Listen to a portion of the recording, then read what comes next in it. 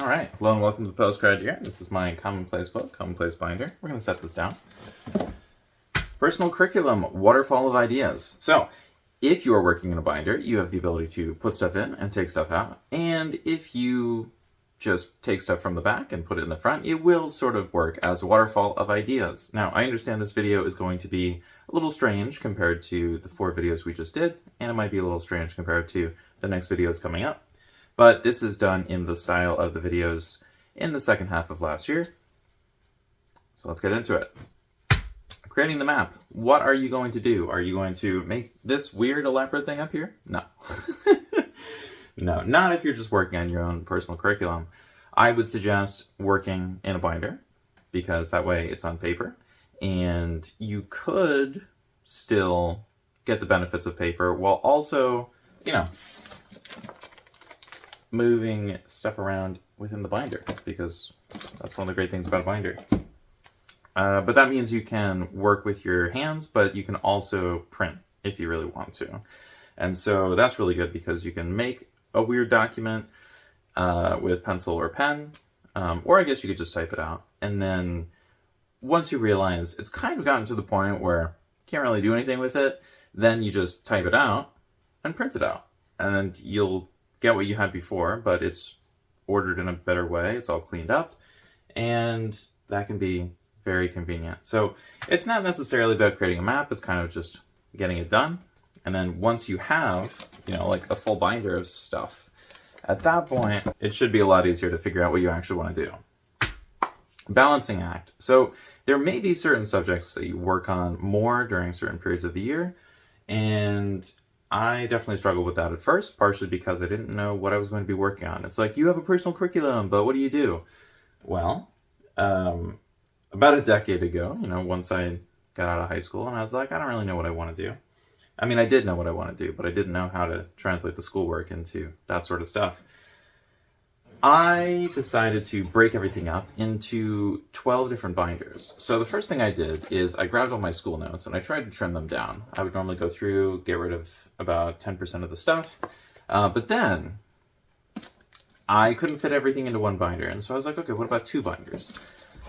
What about 4 binders? And then eventually I got to 12 binders, and that actually worked really well because what I did is I had one for each month. And so what I would do is I would go through all my stuff. And, well, technically it's more like 13. So I had one core binder that I did everything with, and then the information that was important but not essential and could be relegated to a specific month of the year, I would leave in that binder. And so then when the new month came around, I would have my regular binder, and then I would have my secondary binder, which was just for the month, right? And so once the month was over, I'd mentally be like, okay, this month is over, and I would move that to the next month.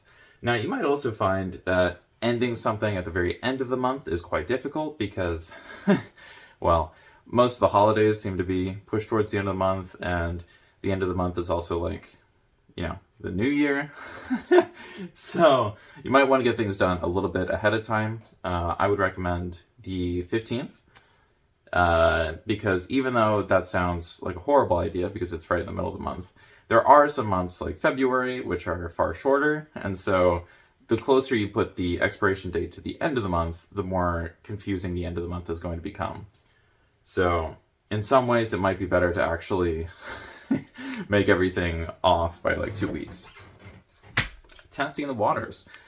Yeah, I don't really know what to put here. I'm kind of just testing the waters with this style of video because if you've watched a bunch of the previous videos, the second half of last year was mostly me just creating a giant table of words that I could use or phrases, and then just throwing them in, just being like, look, the first half of the year was data. The second half is just going to be, I don't know what's working. I don't know what people want. So we're going to try something a little bit more original today. Without walls. Okay, so one of the big problems with a notebook, or just a commonplace book in general, rather than commonplace binder, is there's some big barriers in a book, right? And so that can be really good because it can help separate things, but if you don't want to keep things separate, if you want them to all just like work together, you kind of have to remove the walls. And the easiest way to do that is, for this part to not be a wall, right? Stuff needs to be able to move around. Fumbling along. This will definitely feel like fumbling along. If you have a waterfall of ideas, you know, it's not really structured. Like, you're not building a pyramid. You're just kind of fumbling along. Build from nothing. I haven't built from nothing in a very long time. And if you have been writing for a while, you might have actually forgotten what this is like, you know, when you have nothing and you're trying to build something. And I do kind of miss it sometimes, and I'll go back and I'll make something. Actually, I have these big white Post-it sticky note things that I will sometimes leave on the pad, and sometimes I'll stick it on the wall. And then that is where I will actually build from nothing. Not within the binder, not within a video, but on one of these giant pages. And so, as I need to remind people, you know, nothing is sponsored, although I do have a Patreon, so, you know, if you want to help out, you can go there. 1% better. So, the Patreon videos are not looking so good right now because they're based on all the videos that failed. So, basically, I'm trying to create a list of videos that work, and the ones that don't work, I'm like, well, I still want to talk about it, right? Like, otherwise, why would it be a video category? And so I'm breaking up each individual video into 4 new videos that are done completely explicitly for Patreon. So if you want to see those, check those out. They are behind a paywall, so sorry. Navigational. All right. How are you going to navigate your binder? If all this stuff is like a waterfall, it just keeps moving around, it's, you know, kind of a mess. You have a contents page. Likely multiple contents pages, and because, you know, it's more of a waterfall, you know, the stuff will get crossed out on the first page, and then you write it on the second page, or whatever number of pages you have. And so here we have one term, and then that term is at the top, and then if we page to that, it's the same thing. So, not super complicated once you figure it out. Exploration.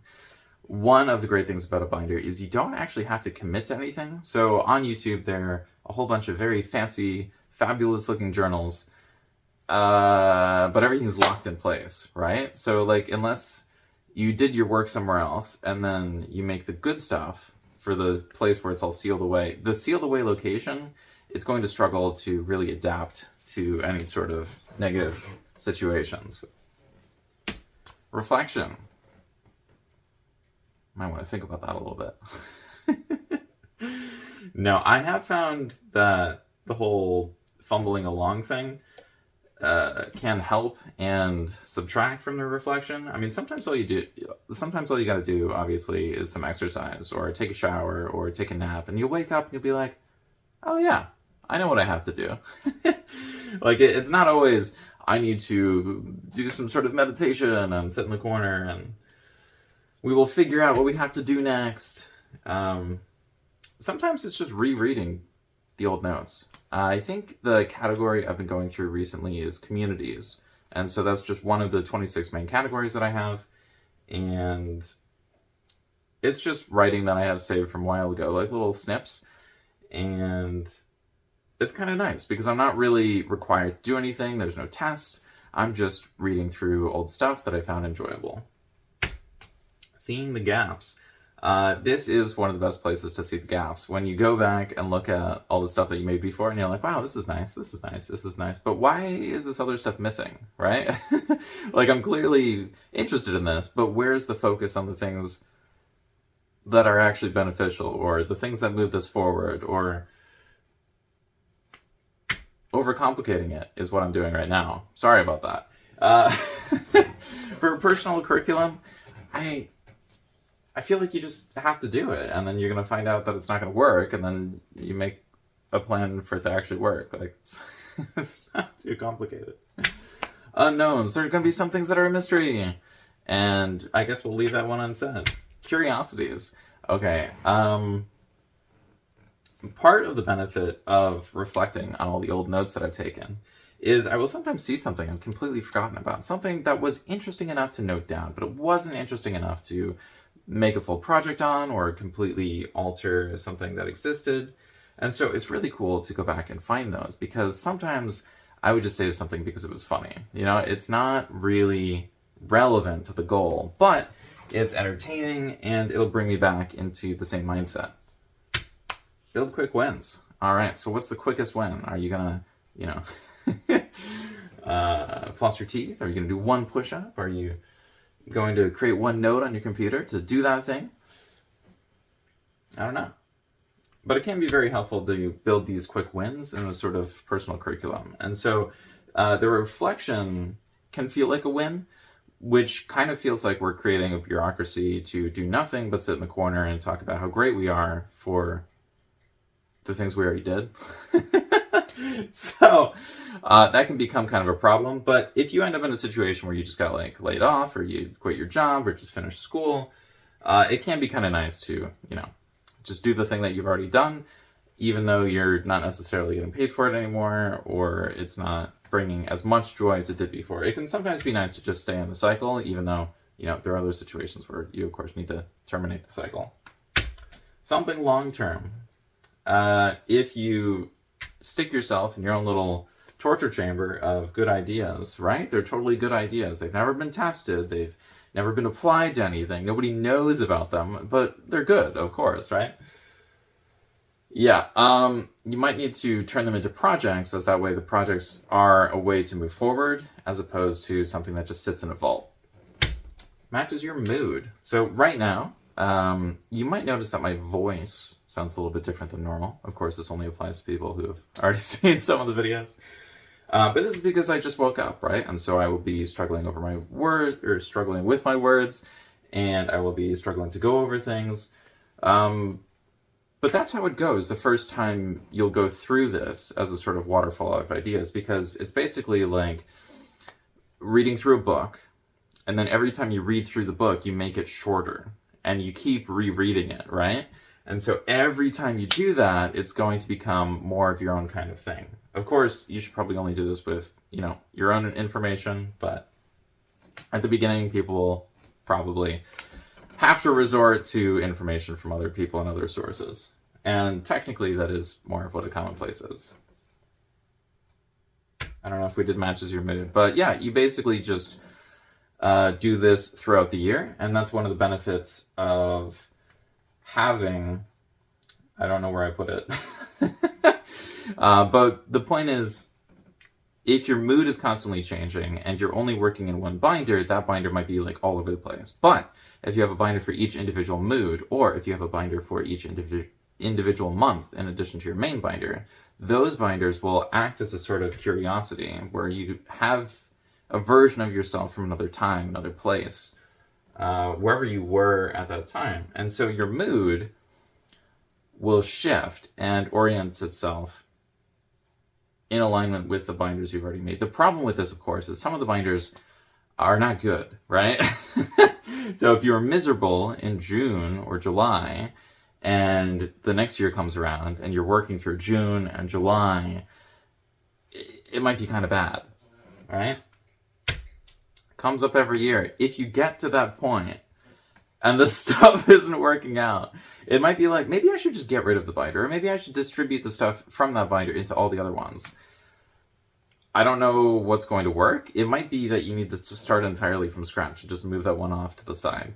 I never quite figured that out before I stopped using the 12 binder system I came up with. I mean, it's not super complicated. It's just you have one binder for each month, and then you have a different binder that you have for all the months. So you have 2 binders in use at any given time. It does help with certain things that come up every year. Like I would just write down whatever holidays were that month or whatever birthdays were that month. And so when I would get to that month, I would just be like, oh, okay, this is what's going to happen. Then it would happen. I'd be like, cool. Tidy environment. So by only having 2 binders instead of the 12 binders or 13 binders at any given time, you can definitely keep your place a lot cleaner, because instead of having, 15 of these, you just have 2. I don't know why I keep adding additional binders for this conversation. But this is supposed to be something that supplements your life. It's not really supposed to take it over. I guess you could have it take over if you're going through like some sort of mental health crisis or something. And that could be quite nice, because It's like all the things you like. But again, if you trap yourself in your own little like happiness location, eventually you will have to leave that happiness location, and the longer you stay in the zone, the harder it is to get out of the zone, unless you spend like more than like 5 years in there and you just kind of accepted that as your life. But then that comes with its own problems, because then you build an entire life around the thing, not just some sort of like paper nonsense. Anyways, up next is how to save education. I'm sure that's not ambitious at all, right? So if you want to listen to some random American tell you how they're going to save the world, check out that next video. All right, I hope that's not too arrogant. We will see you in the next one. Okay, bye.